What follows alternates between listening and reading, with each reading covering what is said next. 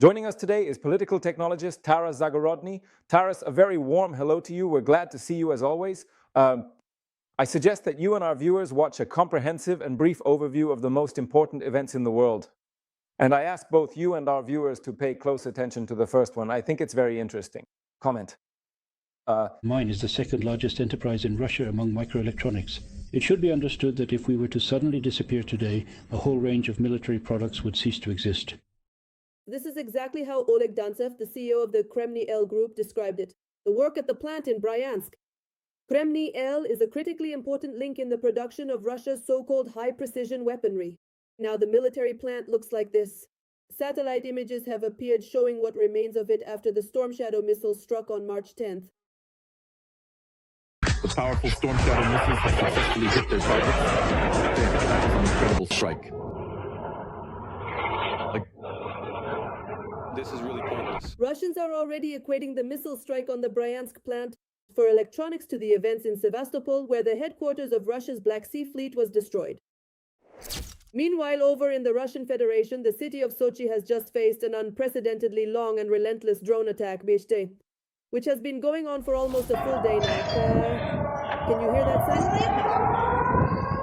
There were explosions in the city at night. Hundreds of passengers were stranded at the airport, with more than 100 flights delayed or cancelled. There were also explosions in Tolyatti and in the Samara region.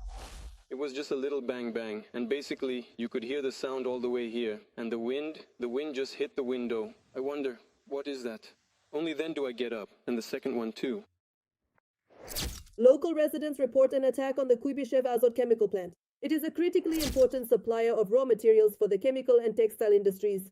A workshop is on fire there. Earlier, the president of the aggressor country, Vladimir Putin, speculated that supposedly, in peaceful times, the country lacks something: action and change. You know, when everything feels completely calm, measured, and stable here, we start to feel incredibly bored. It feels like total stagnation. And we really want some action.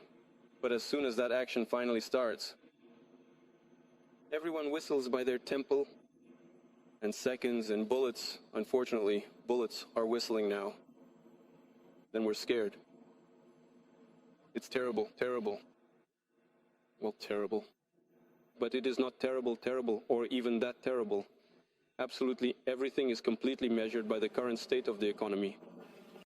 Now, the same kind of action that Putin talked about is increasingly accompanied by anxiety and explosions in Russian cities, as a consequence of the Russian Federation's aggression against Ukraine. It's a clear topic. The silicon plant in Bryansk. Another round of strikes. By the way, it wasn't working. The system wasn't just about air defense in some places from which the strikes were actually launched. Even the alarm siren didn't work. Taras Zahorodniy is joining us on air, and we want to ask you, Taras.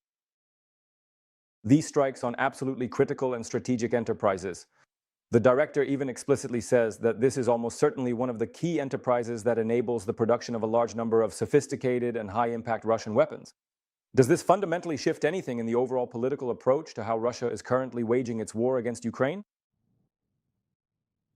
Well, of course, strikes are already being carried out on strategic enterprises. No, well, the director did a good job, gave it some publicity. So he deserves a separate little medal for the fact that he also went on to discuss the critical significance of his enterprise. No, well, obviously he didn't think that way. It's just that Russians had never even remotely imagined that someone would actually bomb them. They thought, after all, they're a nuclear superpower and no one would dare strike such factories. But someone did dare. It has become increasingly evident that right now Ukraine is focusing its efforts on dismantling enterprises that are an integral part of the technological cycle. So what does it mean, for example, to knock out microelectronics? Well, you see, it really means there's nothing to put in. Regarding the missile systems, there is simply no way to produce these weapons. And even if you build a complete missile, if some component is missing, it simply won't fly. The same logic applies to potential strikes on chemical plants that produce ammonia and nitric acid, specifically the ones you showed earlier, located in Kuibyshev. Togliatti is a very prosperous and industrial city. There are a great number of chemical plants operating there. At the same time, it is also important to note the production of fertilizers that are exported globally. largely because Russia has now accumulated a vast supply of relatively cheap natural gas. And of course, a strike on the production of explosives. Well, they wanted action, so now they'll get action. They just didn't expect that the action would be on their own territory. Okay, Taras, I also want to discuss the situation in Hungary, of course, because let me remind our audience that Viktor Orban recently sent an official delegation to see exactly how things are going here. Ukrainians are blocking the Druzhba oil pipeline so that Hungary is left without Russian gas. But here is some more detailed information for you. Over the past 2 full weeks in February, the Ukrainian army has successfully liberated more territory than it has lost. This is the first time, it is very important to note, since the year 2023. Right now, the Ukrainian army is actually pushing back, meaning they are reclaiming occupied territories. Here, of course, there is specific information. It's not a huge territory, it's important to understand. You can't call it some kind of super counteroffensive, but still, 460 square kilometers. That's about 10% of what Kyiv ceded to Moscow in 2025. And steadily, in some directions, mainly in the south, they are managing to liberate these territories. Tell me, please, how exactly does what is happening at the front affect politics right now? Well, look, whose politics are you referring to? Putin's politics, and possibly the West's as well. The West, which clearly observes that Putin says one thing, but in reality something else is happening. Well, it won't affect Putin's politics in any way. As long as he remains in power, he will continue to wage war, unless Russia collapses due to economic difficulties. Russia, because of economic hardships. For the West, this is a good indicator. It demonstrates that all these talks about Putin winning are actually myths. And the Russians are actively spreading these myths. They are very skillful with propaganda. For them, even an attack on any village is a big deal, almost like it's Stalingrad. That's how it appears in Western media. And unfortunately, it works. It influences both politicians and the public as well as many others. But what remains a more significant concern is the question of whether this vital information and these insights will actually manage to reach and be understood by, for example, audiences throughout the Western world.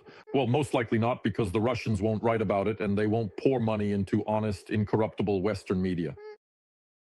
On this issue, well, this is certainly a show of strength. But of course, a truly powerful demonstration of our military strength is our missiles on Russian territory, those from our own domestic production, and drones strikes carried out against their ports. This demonstrates that Ukraine has moved forward into a new phase. Well, it has successfully wrested away strategic universality from them regarding the Russians because they cannot defend their own territory, which they openly acknowledge and admit is almost for the first time in their history. Their own territory is becoming a significant and growing strategic problem for them. And this war can only be won through asymmetric warfare, because Ukraine simply does not have enough resources to effectively endure and withstand a symmetrical war.